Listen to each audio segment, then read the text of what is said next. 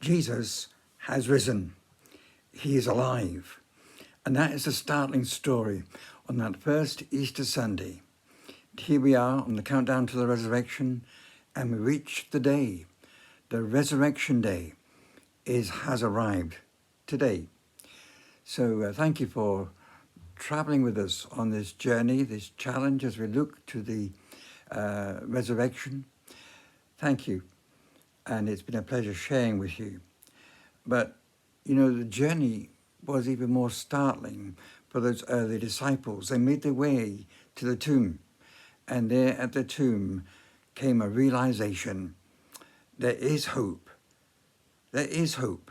You know, they'd spent this weekend feeling hopeless. All the things that they had stacked their thoughts upon and their hopes upon seemed to be dashed upon the cross of Calvary. But that wasn't the end. That wasn't the end. On the cross, Jesus took our sins. That is how it happened. That's the reason that God came and sent his Son to express that love in that way, as Jesus took the weight of our sin upon himself. The Son of God gave himself for you and for I. But you know, as they walked to the tomb, you know, those women that took that first walk would have been discussing all the things that happened and wondering, well, what was it really all about? And those promises that we'd heard Jesus saying, well, hang on, could they be true? Could they be true? And yes, they are true.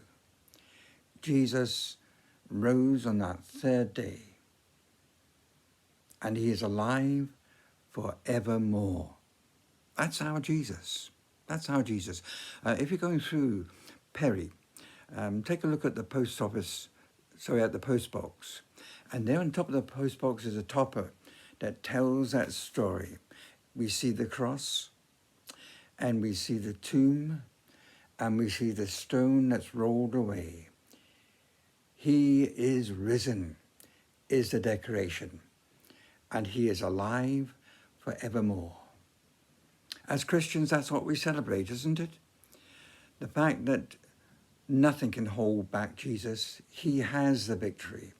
And so this morning at 10:30, we have a resurrection service. If you're passing by this way, do come and drop in. We'd love to see you. And if you're too late for that, then come into Perry at 6 o'clock this evening. And once again, a resurrection service. We can not only declare Jesus is alive, but be able to say, yes, Jesus is indeed alive. And he's alive for you and I. Happy Easter for each and every one of you. And I trust that in the Easter story, you too can discover the hope, even as those early disciples discovered, the hope that can only be discovered in a risen Lord.